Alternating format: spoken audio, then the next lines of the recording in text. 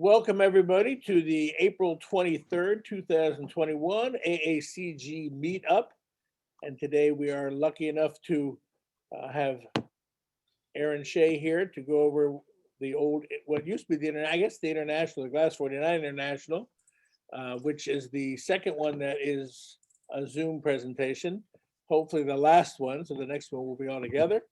But we're very happy because, it's not easy for Aaron to put all this together during this unbelievably busy week. I don't know how he does it. So I'm going to turn it over to him. So without any further definition, go ahead, Aaron. Thank you, Tim. Thank you, everybody at the AACG for having me again. This is our second Habatat Direct, which is a terminology for Habatat reaching directly to our clients and people in our Habatat family. And we're tying, of course, with our artists in our Habatat family as well, and our staff. And a big thank you to Samantha, who is here today, for helping out put this presentation together and working on the Glass49 site. There's going to be a VIP preview for AACG members only. It's a 2-day preview on the last 2 days of April, and we'll send you guys information about that so you can see the exhibition early as it goes live on May 1st for everybody. And it'll be up for 2 to 3 months after that as we plan for the future. I know Sofa Intersect is planning on doing a live show sometime in November. We're going to be doing an event in September. I'll be going over a little bit in my preview here, but we're honored to have you all here today and share in this our second year of the event. So I'm going to take over your screen without further ado and start the presentation. So the website will be hosted on glass49.com. Glass48, which is last year's exhibition, is actually still online. So if you're not familiar with the format, you can look at Glass48 today and look at the artworks there. It's a great opportunity to see a ton of the talent in our Habatat family, and we're honored to bring it all to you virtually directly to your homes. So again, we thank you. And I'm still doing Habatat Now presentations, which is visiting our artists. They're doing talks every single Saturday. I've been doing them basically as long as AACG has, which is great in the partnership with AACG of keeping the format going. Upcoming artists that we have to talk about are Ann Wolf, Dan Clayman, Nicolas Africano, Mark Pizer, Cassandra Blackmore, Jack Schmidt, David Ariki, and more. So if you are not on our mailing list, make sure to sign up on habatat.com or shoot me a message. I just want to make sure you're able to participate. If not, they're all posted on YouTube to share and share alike, which seems to be the format of the future for this kind of content.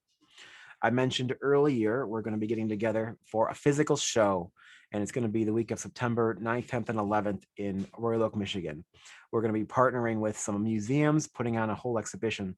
So if you're able to pencil that in your schedule, it'll be great to see everybody. A lot of the artists will be coming in. There'll be a lot to see, and it'll be your first opportunity to see our Habatat Vault, which is our back room now on display, which will knock your socks right off. All right. So like I mentioned before, Glass49 will be on Habatat Direct or Habatat Glass or glass49.com. And it will be up there for you guys early, and then May 1st for everybody else. So first in the presentation, this slide shows just a small glimpse of some of the artists, and we've invited many of the artists today to talk with us and share what's going on with their presentation. So they may just jump in at any time and explore their work with me. And so if I start talking and you're here, just cut me off, please. And if you have any questions, unmute yourself at any time. This is very informal, as they always are. Ann Wolf, many of you know her work from Sweden. We've been showing her forever, one of the most important women working in glass. She pushes the medium beyond many others. She makes show-stopping work. Many of you have seen her work in Sofa or in person in her studio or in our gallery. She's continuing to create such beautiful things, and we're planning on doing a talk with her upcoming next couple months, and it's great to have her because she's such a legend. Tomas Havichka, many of you are familiar with his work, and as being the nephew of Pavel Halava, retired. He used to be an architect, and this is what he does in retirement, is create these beautiful sculptures. He creates many new things we have later in the presentation, but these are some of the interesting Penguin works. Very fun stuff. The fun part about this work is the actual foil is in these pieces is actually silver, and during the firing process of heating and fusing, that turns gold. And if you ever see a piece that has gold in it or silver in it, it's the other way around. The foil is actually gold, and when it's heated, it turns silver. Small tit for tat there of knowledge. Nicolas Africano, another artist we have scheduled for our Habatat Zoom. I just talked to him yesterday at length in detail about what he's working on. He has some amazing sculptures that he's planned. If you have a chance and you are on Instagram, go to his Instagram page and watch some of his presentations on there and look at all his molds. He has a ton of wax molds that are online made by his wax maker Mel. And it's gonna be amazing when this body of work comes together. He's having problems, like many artists, getting glass during COVID and other materials, but inevitably it will all smooth out. Fumio is here. Would you join me and unmute yourself and tell us a little bit about your work? I'm going to ask to unmute you, see if that works too. There you go. I think you're coming. Linda, are you able to help at all?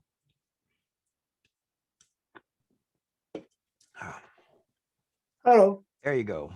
Welcome. Yeah. I usually cast hot glass, molten glass. And I basically, my goal is to create art that doesn't fit established ideas or categories. Also, my all idea is from Japanese culture based on Buddhism. In other words, I ask the viewer to leave preconceptions so that he or she can see my work with fresh childlike eyes. I want everyone to be affected by my work, regardless of cultural background. And this work is,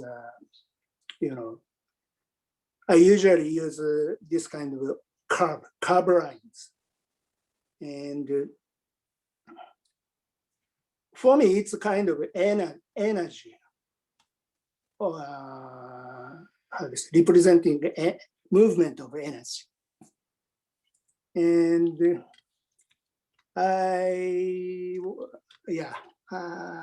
I'm a believer in the power of nature, not only in the daily life, but in art as well. So I want to connect with always nature, coexist with nature. That's all. Gotcha. So thank you for sharing with us. And Fumio's new to our exhibition. We're honored to have the work and him join this presentation. And these are very powerful, beautiful pieces, almost royal aspect. And he did mention that, it has the culture of the Japanese feel to every single piece. And we're honored to see what people's feedback is like in this particular opportunity to share the work. Well, thank you, Fumio, so much. Wait, let me jump over. And so, Rick, you are here. Do you want to jump in and say something? I know we saw a shadow of you earlier talking about some of your pieces. Rick has recently moved to the wonderful place of Hawaii. So he has invited us all to come visit him. I'm going to see if I can unmute you. I can there we see go. You. There you go. Oops, yes. Oh, nice crayons. Yeah, let's jump back a minute. Here you go. So these are some transitional pieces as we were building our place here in Hawaii, thinking about the landscape, thinking about the movement of the sun in front of and behind the mountain. So figurative piece, this is basically a sleeping figure, and also the sun setting behind Mauna Kea.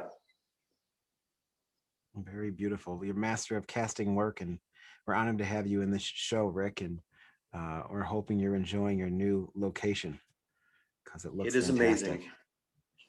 It's always amazing to build a studio in Hawaii. Come on over sometime. Sounds good. I look forward to seeing the rest of your work in exhibition. And I know we took a lot of the pictures of the work in the gallery, so that we'll have them on display should anybody choose to visit us. Thank you, Rick.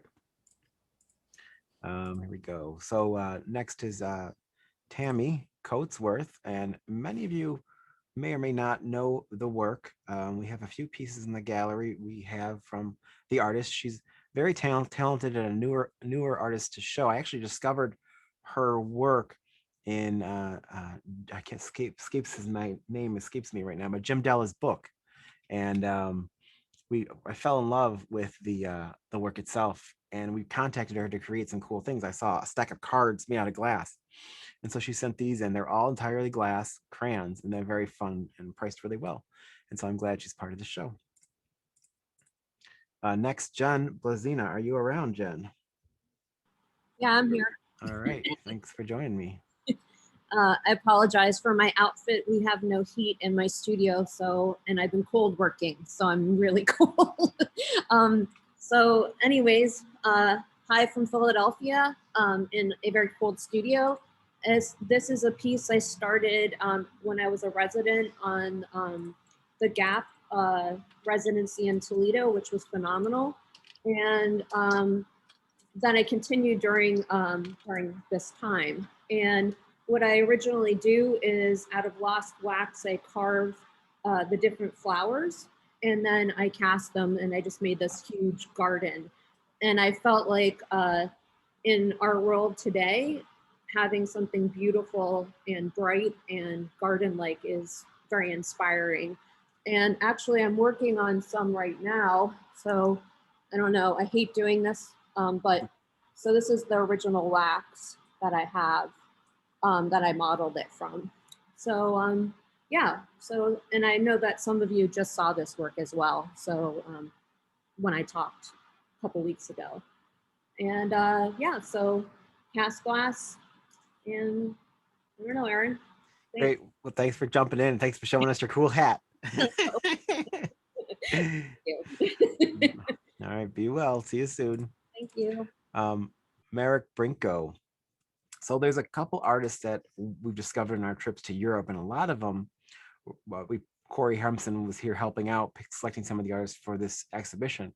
And a lot of them are masters of cast glass that we worked with recently, and we brought some of them into the show. So you'll see a good amount of new artists that work in the cast glass from the Czech Republic and beyond.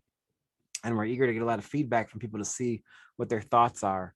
And we've had Brinko's work in the gallery, I think, once before, and we're just honored to have him share this one called Galaxy of Bees, but there'll be a few others to look at online on the website. Stephen D. Edwards. Many of you know Stephen. He's quite active on the social media, on Facebook and Instagram. And he's been creating for so long. He's kind of a legend in the glass art community. And he's been inspired lately to create a new body of work. And I've seen they have been incorporating feet, I think mostly, and they have been very, very beautiful and powerful pieces. And I'm eager to learn more about them as the show goes on. This particular piece is called Treading Lightly, and looks like a pedestal piece, but it's quite substantial and great to see him still pushing and working nowadays. Wilfred, are you around? I'd love to unmute you and have you talk about this particular piece.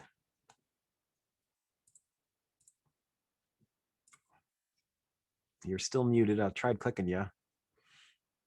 Seems like this mute before the meeting thing makes it difficult. Hello, everybody. Hi, good to see you.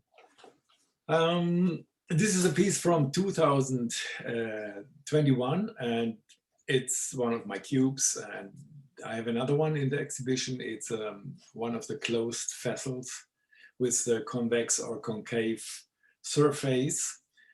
And I'm doing, in this situation, I'm just going every day. I go to work and make different things. I make cubes and I make these vessels, and I'm painting and grinding, and and it will never end, I think. And I'm really lucky to see you all at least here on the screen.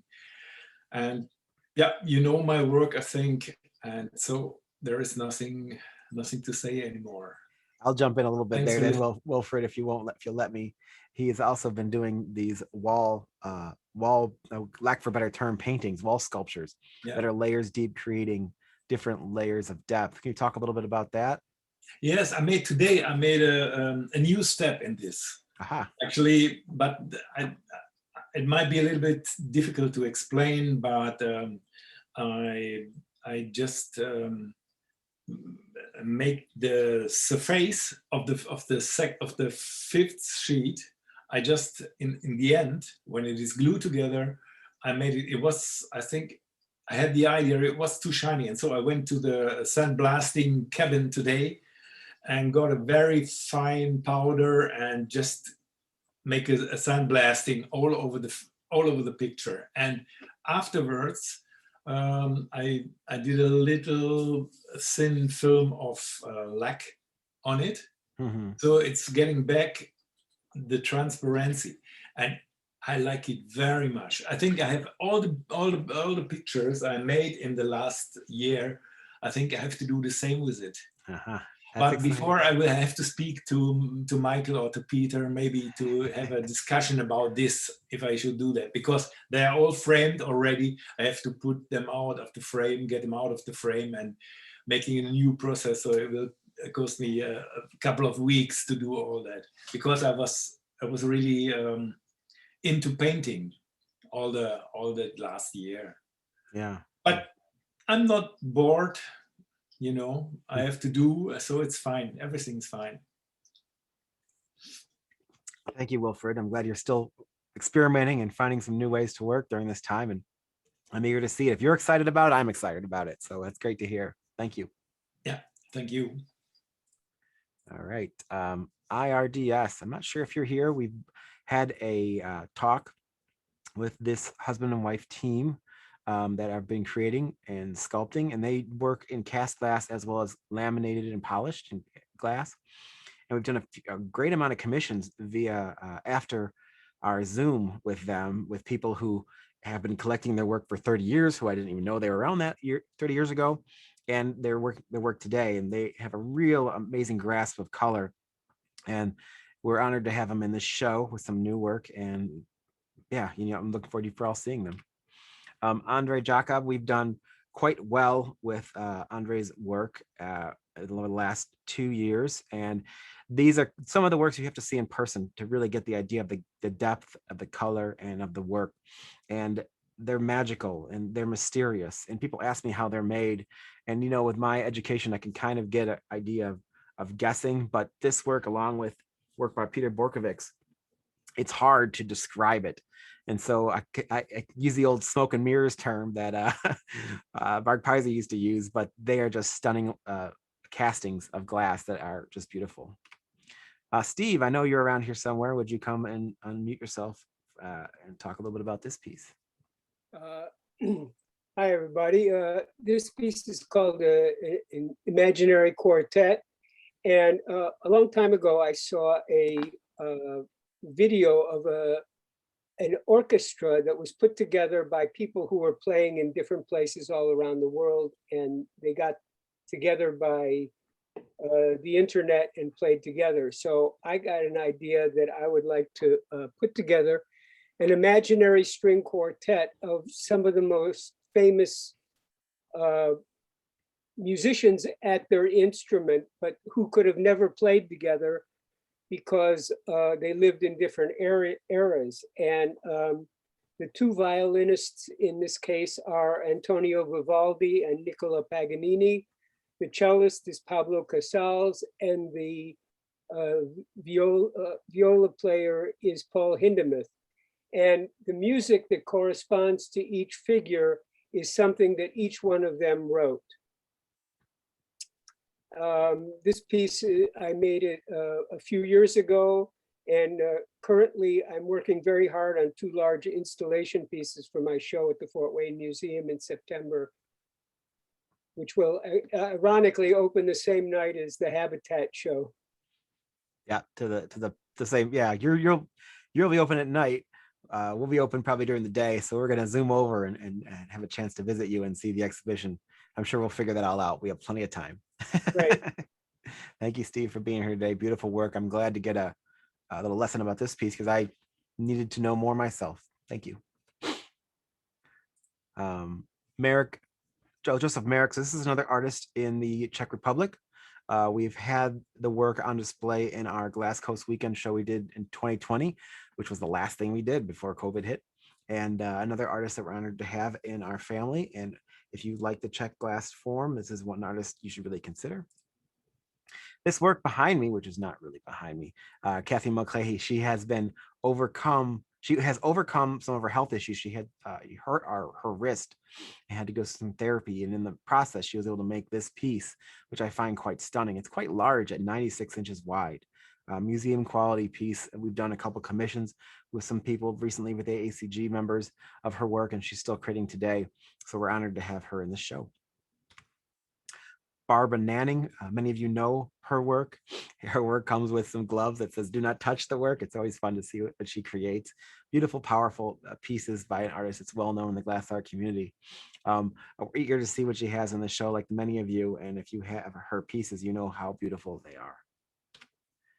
Peter Stacho, I'm probably pronouncing that wrong, but another artist from the Czech Republic, focused heavily on inspiration of nature and movement in water. I've seen the work on, I guess, Facebook, where they take graphics and show the piece slowly moving with as if it's part of nature, part of water. It's always fun to see. Impressive stuff by this artist, and it's something that I haven't seen yet in person. So I'm looking forward to seeing it when it does happen in September, if we can get the work in. Our buddy Paul, many of you are very familiar with Paul's work. We have a great relationship with Paul. He calls me probably every other week to see what's going on. He's still creating, making some of the best work he's done today.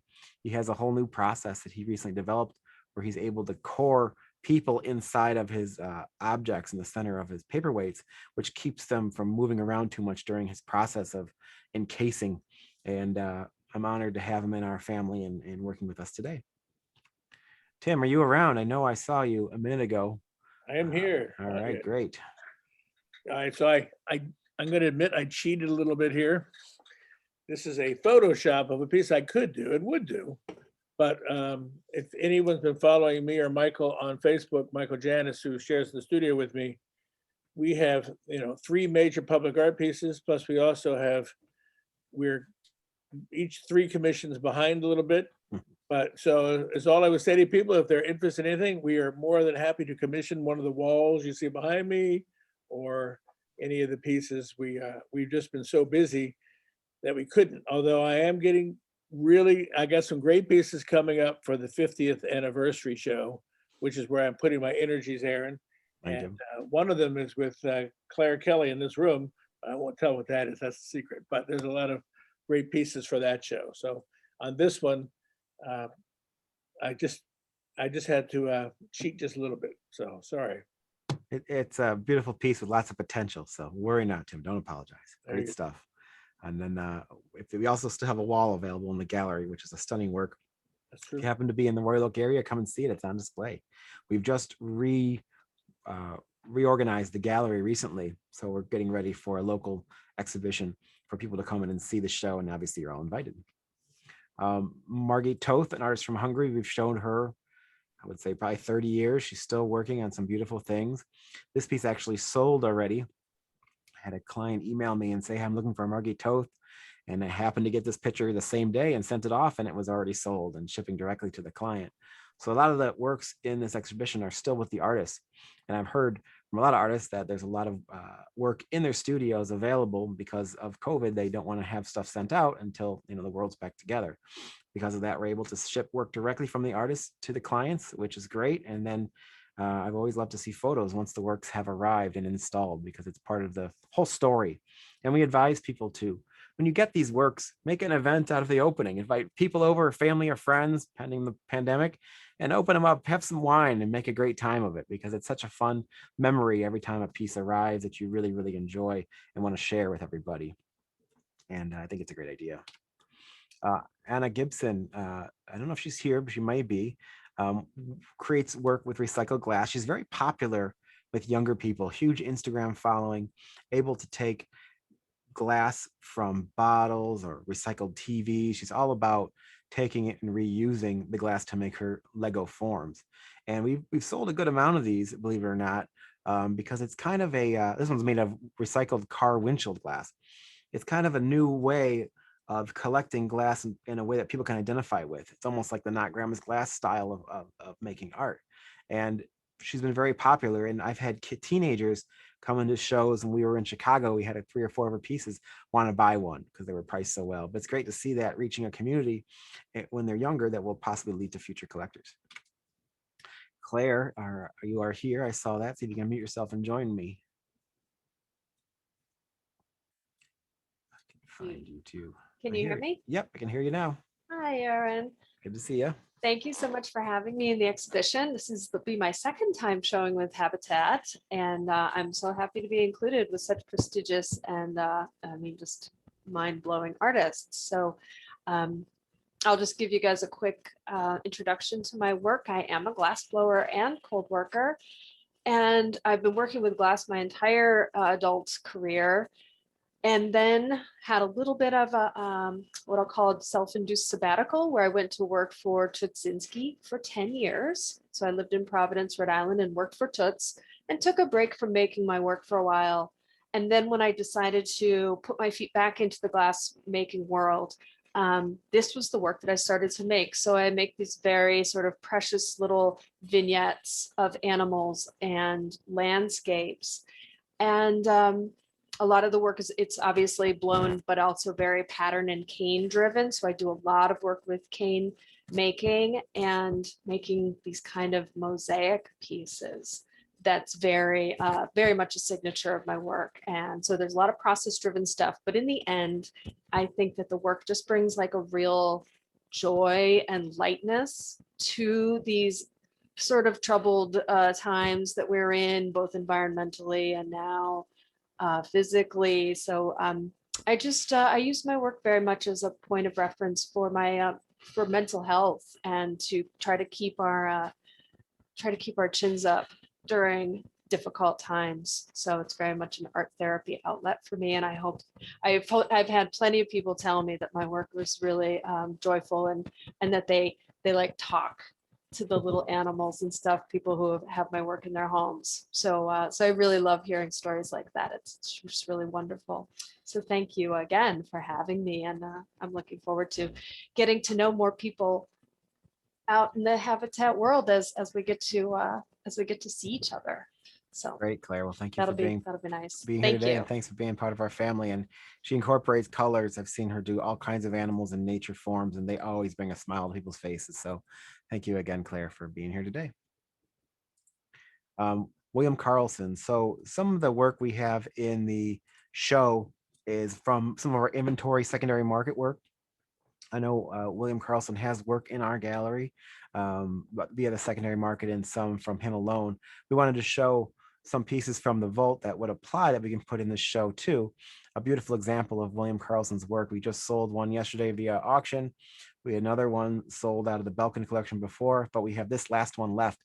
And it's probably my favorite because it's such a beautiful tone to this work, with the small blue purplish circles and the two form piece, and just stuff worth bringing into the show to show off, because I really enjoy it. Everybody's buddy Dale Chihuly. So we're have a relationship with Chihuly, but a lot of the work we have right now is on the secondary market. So we wanted to show two pieces that just came in. These works came in just after Dan Fox, who many of you know is our gallery photographer, was here. And so I sent him some photos that I had originally, and he was able to clean them up.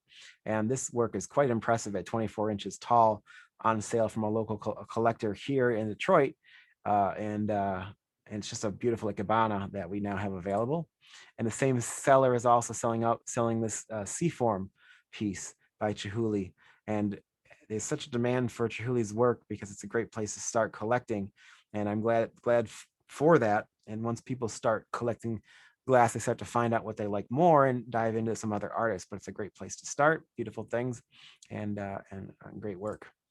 And then many of you may have seen the Habitat Now video where we celebrated Lubinsky's 100th birthday. He would have been 100 years old back in March on 23rd. And it was a great presentation. If you haven't seen it, you got to go back and watch it. It's on YouTube. We were joined by Yaroslava Braktova's son and also nephew. And it was a magical experience doing that. And so please check it out. And in that presentation, we have a relationship, obviously, with the Lubinsky Studios and the work that's available. And a rare example of the work, we have a few examples, is a sphere and a cube here, almost 20 by 20 by 20 museum quality piece. It's in their studio in the Czech Republic, but available. And just wanted to make sure it was part of the show. All right, now we're getting to some artists that were invited to the show by my partner, Corey. If he's here, he's welcome to join me, because during the whole process of being away with the baby, I haven't had much time to learn, but I did do a little research before this talk. I'm going to pronounce her name, Amy Lemire, but I could be wrong, is a multidisciplinary artist and educator based in Brooklyn, New York. She is an explorer at heart, and her work reveals an interest in current systems, material language, poetics, and the production of histories. Exciting artist to keep your eye on, as she has had an exhibition in the past at Heller too. So something new for us. I'm eager to learn more about, and we'll be including the exhibition. Here we go. Another name, Vastliv Yanek. I'll have to learn that one too. A little bit about the artist. Janacek. Thank you, Corey. Janacek. Thank you, Corey. Do you want to comment? Do you want me to read my spiel I have here? Well, you can read your spiel, but I'll be happy to comment. Sure. So this is a quote from Janacek. My computer keeps switching slides. My work is very simple. I just love glass. I am not really looking for the quality effects of the materials to offer. What I'm trying to do is discover the inner origin and particular world of glass. What about my themes? They come to me spontaneously. They are everywhere around us. Relationships between people, nature, and music. One has to look only and listen. I will be happy if I manage to touch somebody with my work and bring my feelings and perceptions to the others through my glass objects. It's amazing to me that he mentions that he's about the quality of the glass, because I think when I look at a lot of Czech glass, you see a number of cast work, very few highly polished. Novak Jr., Bretislav Novak Jr. Is one of those artists that's known for polishing his glass. But when we stumbled upon Janacek, who's been working for over 30 years in a small studio on the outskirts of Železný Brod, we just totally fell in love. We acquired 5 works, of which emulated landscapes, but were that high polished. And really, I felt it was more about the quality of glass. So it's quite interesting that he said that isn't so much about that. It's more about the intrinsic value. So I really fell in love with the work, and I hope that you enjoyed during this presentation. For those of you who don't know, it's my partner, Corey Hampson. He is Zooming us from Florida or from outside. So thank you, buddy, for being here. All right. And then kick into the next one. Colin, I know I saw you in the talk today. Would you unmute yourself and join us? Hi, I'm here. Good to hear you. Oh, great to see you. Congratulations, Aaron. Thank you. Yeah, so this is kiln cast, a lot of cold working, grind, carving, polishing afterwards. But I think one of the things I like about casting is that there's how long you do it, there's always an element of chance in it. So a piece like this, it's very carefully set up in the mold. There's probably 80 pieces of glass that are cut, put in the mold, numbered, taken out, color applied, put back in. It's a very meticulous process. But then when you fire it, it becomes liquid. And so you don't really have control over it at that stage. And so when you open the kiln, there's always an element of surprise. Sometimes it's horror, but sometimes it's a nice surprise. But I just think that sort of, you never have full control over the process is quite refreshing. I think it's good for you. And so with this piece, the color, when I first looked at it, I thought, oh, well, it's never done that before. All of the color kind of fragmented, and I was not sure about it at first. But when I started cold working it and I polished it, and I could really see what was happening, it's this really beautiful effect that's taken place. It's never happened before. It's never happened since. So it's a really unique piece. So if anybody ever wanted to commission a piece exactly like this with this particular color effect, I'm afraid I'd have to decline. I could never do it again. So interesting. Yeah. Beautiful, beautiful work, Colin. Thank you for being here. Thank you for the congratulations. We're honored to have you in the show. We've been showing Colin forever as well, and he makes such amazing pieces of work, and we've placed many of them, and those of you that don't have them definitely need at least 3. So contact me anytime. Thanks again. All right, let's see what's going on here. So here's another artist, Bruno Romanelli, who is new for me, and I'll read my spiel I have over here. He is a London-based artist that specializes in the technique of wax casting. For over 30 years of working experience with glass, Bruno is established as a successful artist, exhibiting both nationally and internationally throughout the year. With work in many major collections worldwide, including the Victoria and Albert Museum in London, Bruno is recognized as a leading contemporary in his field. Another artist I'm eager to learn about, obviously a master of casting glass. And it's nice to see getting another UK artist beside Colin in this show. We're honored to see what he has in the future. Galia Amzel is someone else new to me, a New Zealand-based artist. It's characterized by simple forms that often have vibrant colors. Features what she attributes to the years she's lived in Hong Kong as a child and a young teenager. It can be separated in two very different styles. Some pieces are curved in organic form, others are strictly geometric and architecturally inspired. In the latter, Amstel contrasts the solidity of her forms with skillfully worked surface details, but it is the gentle curling shapes for which she has become best known. In the past, she's worked with blown glass, but now she primarily focuses on cast. Eager to see what else Galia has in the exhibition. Amel Vardar, someone else new to me, though I have seen her work in the past in the shows in the Art Miami area, Basel type thing. She describes her work as follows. Her sculpture exhibits calm and cool beauties. Only a very careful observer can hear their melody. She believes women are the symbol of eternal beauty. She is thinking not only about her physical beauty, but their emotional world richness. While she creates her sculptures and she is emphasizing women power, she idealizes women as beautiful, elegant, proud, confident, and soft and gentle at the same time. Very, very interesting work and powerful comments. So I'm looking forward to seeing what else she has in the show. Her technique has definitely improved since I've seen it the first time, maybe a decade ago. So I'm grateful to have her in our exhibition. Lucy might be here. I don't quite know. This is the first time. You there, Lucy? I'm here. All right. Tell us about this work, because I heard so much about it from Samantha. She was excited. Oh, well, this is just a little departure from figures to canine figures. And I started doing these when I was taking a class with Judy Tuilatewa. And I was also reading the Game of Thrones. And so these are derived from the dire wolves in the Game of Thrones, and also Three Dog Night. So you have to have a howling dog if you live in New Mexico. And so there you have it. Very, very fun. So did you finish the Game of Thrones books? Or are you still reading them? Oh all? yeah, I've many times, 2 or 3 Wow. times. George R.R. Martin lives here. So Okay. we're really into it here. Now I know who to call when I'm watching it again and confused. And have you seen the show too? Have you related, or you didn't get that far? I actually like the books and listening to the books. Okay, smart move. Best. Yeah, smart move. Thank you So for being here, Lucy. congratulations on your baby too. Thank you, Lucy. Looking forward for you meeting him.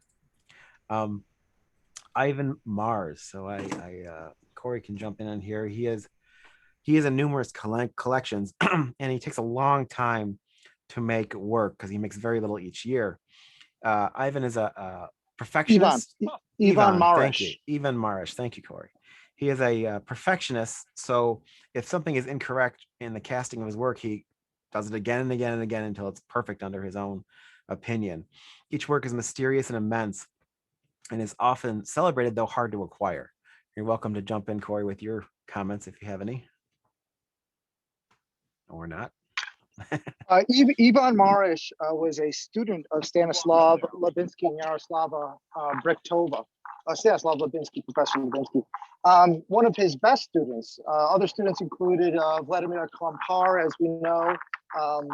The professor was really at the time making large-scale pieces and pushed and urged Ivan Marish to up and make larger pieces. So in his studio, which is also in Železny Brod, he had created an entire room, which is a kiln that it measures close to 12 feet by 12 feet by 12 feet. It's one of the largest kilns I've ever seen. And in that kiln, he lets his work sit 3 to 4 months. So it takes him, after that, it's only him working. So he brings the piece out, which some of them weigh close to 500 to 600 pounds. And he cold works the surface in another studio, and he's built all these contractions to do so. So he produces very, very little. So he's a very difficult artist to promote. Very few pieces come to the United States. And so we're very fortunate to have even just one to show here at the International this year. Thank you, Corey. I appreciate that. Definitely someone we've been in contact with, and great to finally have him participate. Ivan Marish, got it. Thank you, buddy. Ann Peters is somebody new, a multimedia artist. Here's a quote about her work and my work. I talk about the phenomenon of the movement as a fleeting condition and how we crystallize personal moments. I think that Anne is here. Oh. Just to interrupt. Sorry, guys. Sure. Hi, everybody. I you, think Sam. I see her name in the chat. If not, I apologize, but I think I see her here. She's welcome to unmute yourself. Feel free. I'll keep reading my comment until she shows up. And about how we crystallize personal movements in the pool of events by experiencing, memorizing, and collecting. The flow of incidents in the uniqueness of every moment and the openness of an endless number of possibilities is what interests me. I think this is a fragile system, though we navigate through which we navigate, and which could compare to the anamorphous structure of glass. I use glass and other materials included in a natural phenomena in a poetic, metamorphic way to picture our fleeting, vulnerable existence. Any sign of her, Sam? I'm here. Oh, there you are. Can you hear Good. me? Welcome, welcome. Thank Glad you. you can Thanks for join. the introduction. I'm jumping into cold water here. I didn't know what to expect, but thank you so much for having me in this show. It's the first time I show with Habatat. So Great to have you too. Please tell us a little bit about your work hiding and into the yourself. family. Well, you kind of said it all. So Well, conceptually, it's been, yeah, I mean, I work in many materials, but glass has always been my big passion. And so this is an image of a piece of a series of works that I made over the years, the past 3 years, called Books of Disquiet. They are kiln-formed pieces, kind of where I use the process of shaping glass in the kiln and freezing these fragile pages in time, basically. gotcha. A Very beautiful, lot beautiful of work. photos of me in kilns setting myself on fire almost. Sacrifices must be made. That's Yeah. excellent, excellent. Well, It's thank fun you. process. Where Yeah. are you in the world? I'm in London. In London. Okay, great. Hi, Colin. Just sorry. That's great. That's great. Well, thank you for being part of the show. I'm looking forward to seeing what else you. Thanks so much for having me. You're welcome. Take care. Vladimir Klumpar, her and her son were going to be here today to talk about their work, but I guess they said that Matthias said his grandmother was going through some health issues, so they couldn't be here. So I said I would talk for them. Many of you know Vladimira's work. I've been showing her for ages. As Corey mentioned, a student of Lubinsky, like Ivan Marsh, like Latazar Boyajev, obviously pushing the medium, pushing scale, pushing size. And we've done very well with Vladimira over the years. And it's amazing how different her works are from one to the next, all still keeping with the theme of massive cast glass and color, but just beautiful, beautiful forms. And she is a master. We're honored to have her in our family. And her son, Matthias, who's makes some amazing things. We actually did a video Zoom with both Vladimira and Matthias. You're welcome to go back and check out anytime on our YouTube page. I had a chance to talk with the both of them, and it was a great experience to learn about Vladimira and also learn about Matthias, who I knew very little about, and he is quite an amazing talent, inspired by nature and by water. Brent Key Young, many of you know Brent. He lives in Ohio. He's spent 40 years teaching as a professor there, and in the last, I would say probably maybe about 8 years now, he's been working as a full-time artist, and he has spent the time perfecting his technique, which he probably perfected 30 years ago, of Basilica glass forming. And this is a massive landscape, mountainscape that we have actually in the gallery on display. And, you know, Brent's an amazing guy. He was the first person to do edition for our Habatat Limited, which is sold out. And he's working on his next one right now. And it just goes to show, you know, the scale is possible. If you put your mind to it, he can create something, or anybody can create something that's massive and very impressive. And this is a museum quality work. David Riki, I don't think he's here, but we have a Zoom scheduled for him to visit him in his studio. Very popular artist, another UK artist that we have in our exhibition. A lot of talent out of that area, of course. Subtle humor, a lot. This particular work, The Devil's Arguing, he has a lot of chips on your shoulder commentary with people making decisions like a bad decision you made that day or other kind of concepts, but two people, some person being an angel and demon kind of on the sides of your shoulders. and they're very fun, very popular. And I heard through the grapevine that Corning Museum of Art will be acquiring some work of his soon for a permanent display, which is great for David. Laura, I know you're here. Would you unmute yourself and join us today? If not, I could speak for you. I'm not sure if you're still around. I'm here. All right. Hi, Laura. Hi. Hi, everybody. Still in lockdown in Ontario. Anyway, this is a small basket because I can't really work large at this moment in time. And it is one of my favorites. I can't work as fast as I used to, so I just did a lot of details for this one. And I also made this one so it is easily shipped from Canada to get across the border. And it's imbued with all the good luck and love that I could possibly put into it in this hard time. Still having a hard time up in here in Canada, and going through some difficult stuff with my family. That's still happening. So if you want a Laura Donifer, I'm really not sure how prolific I'm going to be this year. Not my normal. It's not going to be my normal, making quite a bit of work. So this is my my latest, and I hope you like it. Thank you, Laura. Bye. We appreciate you being here and talking about your work, and we're sending you the best love, hugs, and kisses from Maya, Modi, and Alex too. Oh, and congratulations. Squeeze him for us. I will do that. I will clean him too for you too. Okay, please. Beautiful work. I love the detail. Definitely reminds me of you. Thanks for being here. Thank you. Richard Whiteley. Many of you know Richard's work, especially the other artists who have attended today. We have had an exhibition a year or two ago at the Hampson Gallery. I'll read you a comment. My works explore space, and I use glass as a sustainable structure and layer voided forms so they can be read as illuminated positives. The material qualities of glass, transparency and translucency are elements within the work that create dialogue between voids and solids. And if you are interested in this body of work, we have a catalog I can send you, both from an exhibition he had in Shanghai and in our gallery. Vivian Wang, many of you know Vivian, you know she does not Zoom. We still have a long-term relationship with her, and we're offering her City Kids still, which is her body of work based on children wearing clothes from her childhood, which was the 50s. And we've done rather well with it. This is the first time I've seen this piece in her new body of work. It just goes to show her talent. And we've been showing her since 2012, and it's amazing to see where her work has come from. It's still highly in demand. Leah, I know you're around somewhere. Would you join me? Here I am. There you are. Would you tell us a Got little me? bit about the busiest woman in glass right here, everybody? Hello, everybody. Thanks for being here.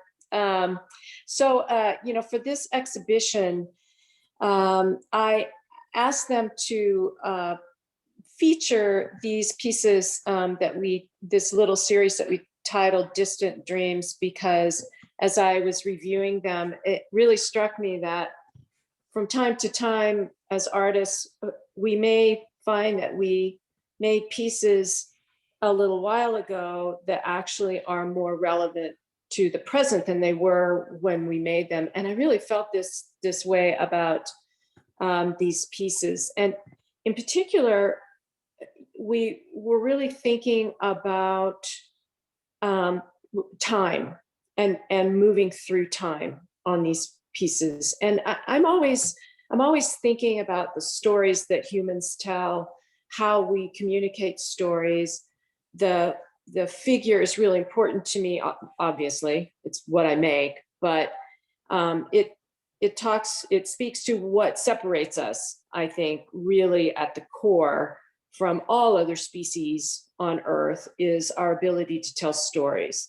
And so with these pieces, I think they're really relevant to today because they contemplate the communication and the way we communicate. And we've, through this experience of COVID and not being able to actually get together in person, we're using some of those tools that we used always and that were invented before we had this amazing kind of communication that we're using today. And so we used books initially to tell our stories. And then in other pieces, we used radios, which we thought were really interesting because that was really the first communicating device where we could talk to each other around the world. Books allowed us to talk to each other around the world as the first form.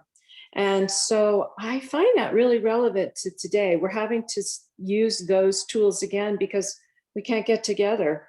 And the optimism in these pieces, represented by the hourglass around her neck, is that we just can turn time over and over and over endlessly. And I think that that's a very optimistic view. And so I was happy to feature these pieces again as a different way to think about our experience with COVID, which in many ways I think has been a gift of time. And so this is, we're reflecting here specifically on art and traveling around the world. So there you go. Thank you, Leah, so much for being here and sharing. And this piece, I believe, is in the gallery as well with some others. And we always get people who comment how beautiful these works are in person. Thank you, Leah. Happy. A newer artist, someone I don't know yet, but I have a little bit of a spiel to read. Lucas, I'm going to say Majartin, which I could be wrong, but I'm sure I'll learn soon enough. He's a glass artist living and working in Slovakia. His major interest lies in kiln-formed glass, especially cast glass. After his apprenticeship with the renowned Slovakian glass artists Zora and Stefan Pala, he began his own artistic practice. He has since developed distinctive sculptural language. He draws his inspiration from the various architectural forms, transcribing them into a contrasting rigid geometric shape with structural, sometimes even rough gestural textures and elements. The light and the varying thickness of glass mass play with the intensity of each color he chooses for his works, thus creating expressive sculpture forms. Someone new I'm excited about to see and learn more about. And I do apologize for my reading about this, but I'm just catching up a lot as we go through. Thomas Brazone, another artist we've been showing for the last couple of years, very powerful artist, specializing in color, different forms and shapes, priced very, very well, and they are just simply beautiful. We have a gray and a blue like standing plate in the gallery that people always comment how stunning they are. Someone to definitely keep your eye on. Our buddy Alex Bernstein. I'm not sure if he's here today. If he is, he can jump in, or Sam can give me a nod. But if he's not here, I could talk. Alex obviously is an amazing artist we've been representing forever. This was his Crystal City that he put on display with us in Sofa Chicago that's still available. He just created a blue piece similar in style for our upcoming Habatat Direct that we'll be showing on the website. He's moved studios recently in North Carolina and is trying to get his studio finished and up off the ground. And he has a wonderful wife and son, and he's working very, very hard still trying to keep a lot of clients happy. And so we're honored to have him in this show. Jen Violetta, Jen, are you around? I think you might be here. If not, we can talk about your work. We've shown Jen in the last couple years, very playful, loving work. She created usually these floating glass hands. She's known for creating vegetables out of glass, just very, very playful, loving, lighthearted works. This particular one called Renewals, probably heavily inspired about what we're all going through, trying to get back to our lives in a new way. And you can see this dark form having these beautiful little spuds coming out of it and giving hope for the future. Peter Borkovic, the other artist I mentioned out of Hungary, creates in a mysterious way. I asked him, like, how do you make his work? How do you make your work? And he wrote me back something basically generic, like fused glass. And I describe it a lot of times by people by saying he takes a Maxwell House can and spins it in his mold and pulls it out, which I know he doesn't do. And he's heavily inspired by water and nature. And we've done really well with his work. His price point has gotten to a medium to high side because of the value and the amount of time he puts in his work, but he's definitely one everybody should have in their collection. Nina Magarva is someone new. If she's here, she's welcome to join me, but I did get a quote about Nina's work. Nina's work is an abstract representation inspired from several elements she admires in nature. A lot of her work is a mixture of inspirations, mostly from the woods, such as seeds, leaves, bark, petals, and mushrooms found in places she grew up in central France. The inspirational characteristics she uses are shapes and patterns that are found in different natural environments, which allows the viewer. Someone here? Yeah, I'm here. Oh, good, good. Thank you, Nina. Jump in and take over. Yeah. I kind of create these abstract pieces with inspired by the cycle of nature. So I have a lot of different inspirations in different times in the cycle, and I'm inspired by the changing seasons and how amazing they are. And every year it never gets old. It's always really amazing. And I'm very much a countryside girl. I've always been in nature and lived in the middle of nature. So now I have a studio in England now in the south of Herefordshire. So yeah, and this is cast glass. I cast the texture first, and so there's the flat surface on the surface of the mold, and then I put it back in the kiln and put a silver suit on with gloves and take it and hand shape it. Like it takes about 4 minutes maximum. And because it's laying in plaster powder, I don't use any torches or anything on it, so otherwise my whole studio is going to be really dusty. So yeah, a few minutes and the shape is made. I really like working in that way because glass casting is so controlled, and then this last tiny moment of the process is we'll see what happens kind of thing. And I quite enjoy, that's the exciting part for me. And also I've been trained in mostly blown glass, and now I'm not doing blown glass, but I'm kind of inspired by that technique too. And I've kind of kept the hot, working it hot in my work. That's great. Nina, very nice to meet you. Thanks for being here today. Having me. Yeah. I'm glad to see you have all your hair after jumping in your kiln multiple times. I've heard many stories about eyebrows disappearing, so great. Thanks for being here. Thanks for sharing beautiful work. Thank you. Marlena Rose, many of you are familiar with her work based out of Florida. She has a high social media presence, and she's done an art fair already this year back in March in Florida, getting back in front of people. And so we're honored to have her in the show. She has a collection of work in her studio available, and if you don't have one, she's definitely one you should collect. Michael Behrens, I know you're around. Would you unmute yourself and join me? Yes, hello. Hello, everybody. Nice to be in the show. This is one of my underwater world series, also kiln casted glass. But here I go a step further. So this is a silicon in silicon mold. So I don't like to work with wax. So this was really a challenge to work on this piece. And it's kiln casted solid blocks in combination with hand rolled sheets. And depending of the placement in the mold, you can see the movement of the melting process in the pieces. So that's it so far. Good, good. Thank you, Michael, for being here. Thank you, Aaron.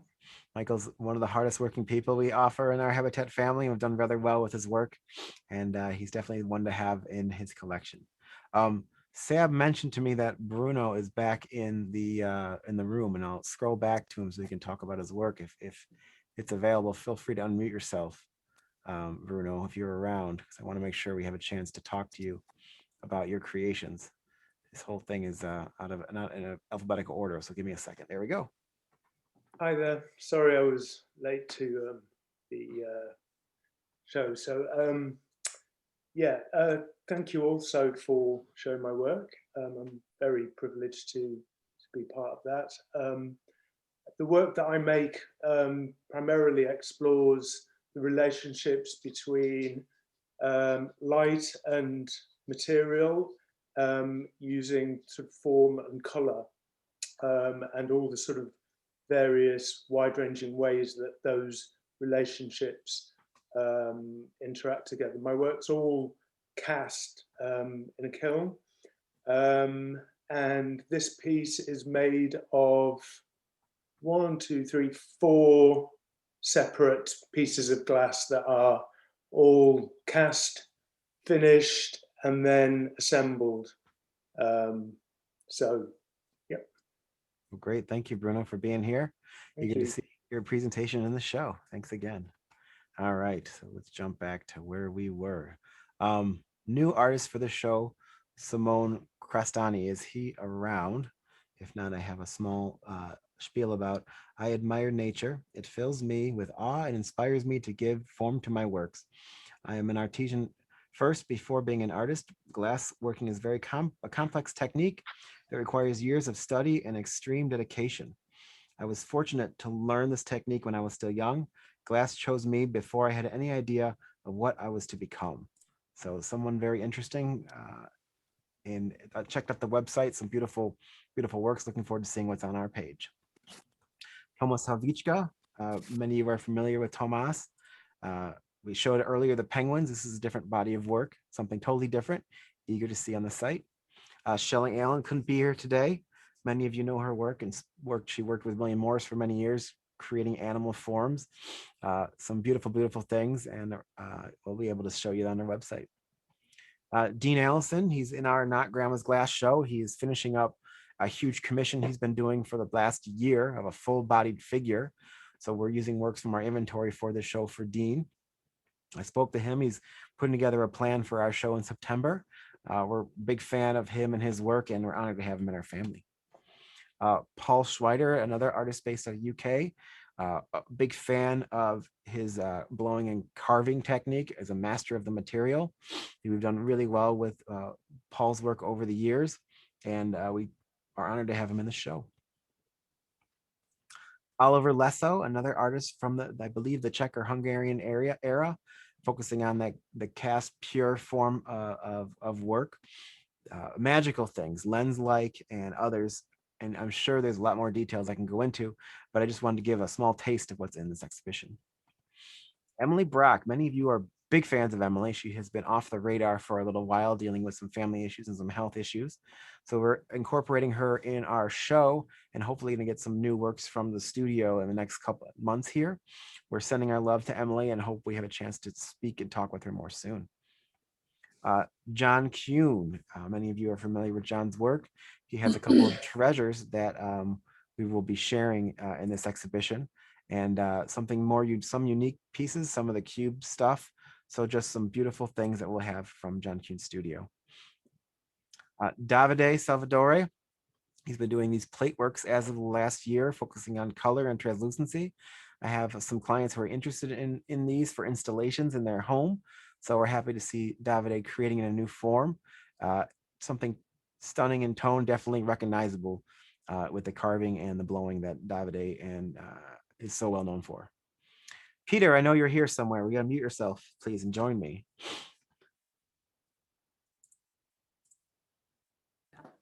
Hi, Aaron. There you are, Peter. Good to see you, my Hi, friend. everybody.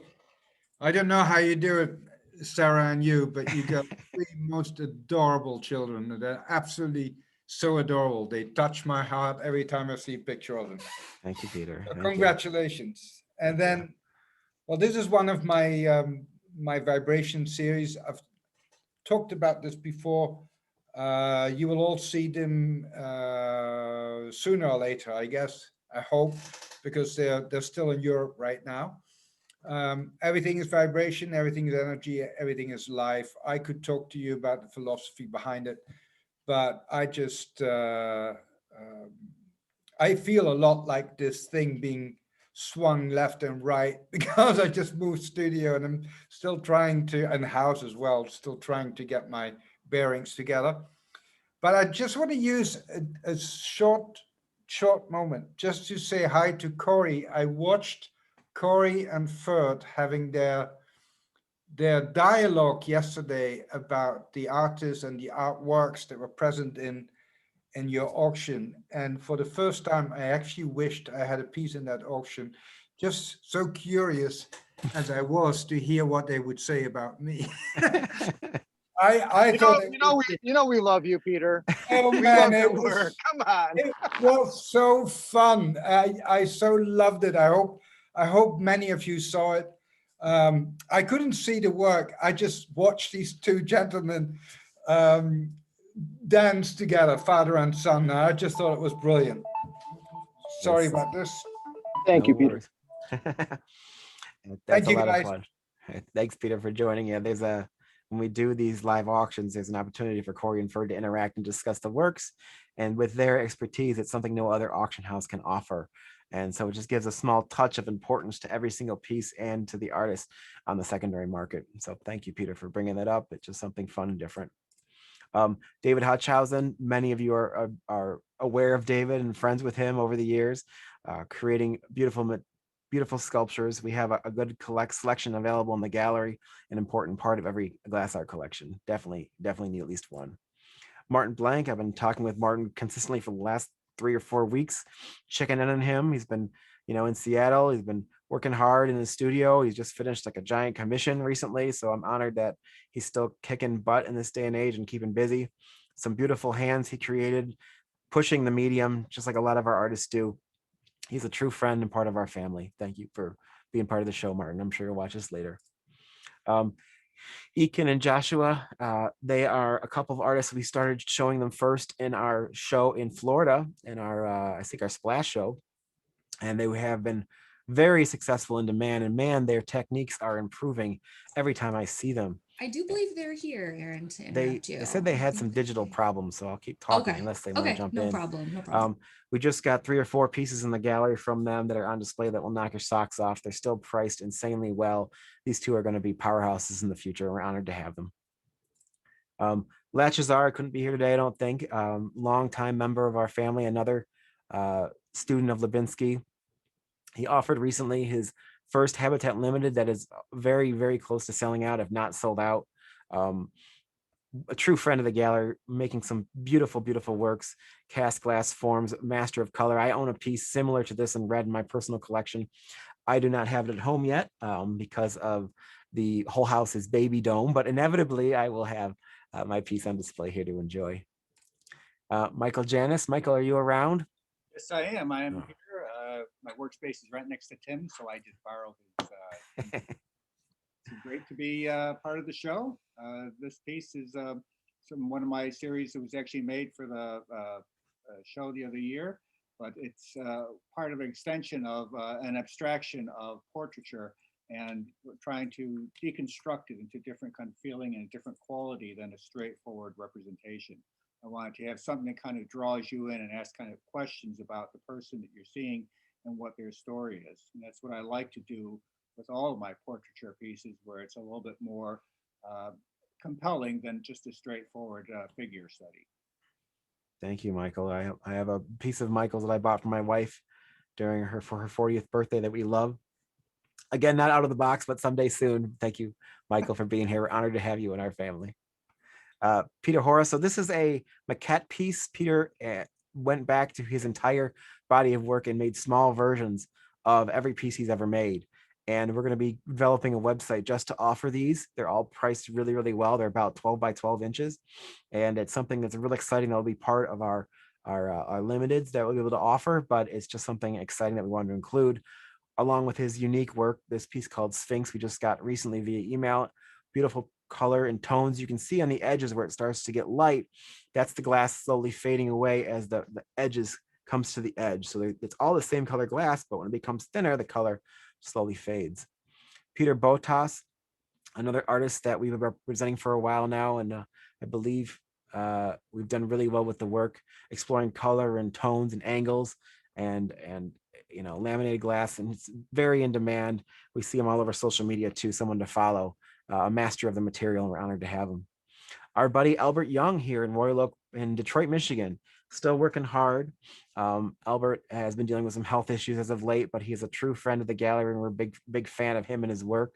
I think I met him first when I was like 15. I took a glass blowing class with him down in Pontiac, and I learned when I was 15 that glass blowing is hot and it hurts. And I thank him for that lesson because I definitely needed it. So Albert, we're all thinking of you. And his son, Nolan, helps out in the gallery every day. Hiroshi Amano, we're getting close to the end here. Japanese artist working, many of you know his work, inspired by the culture and about the history.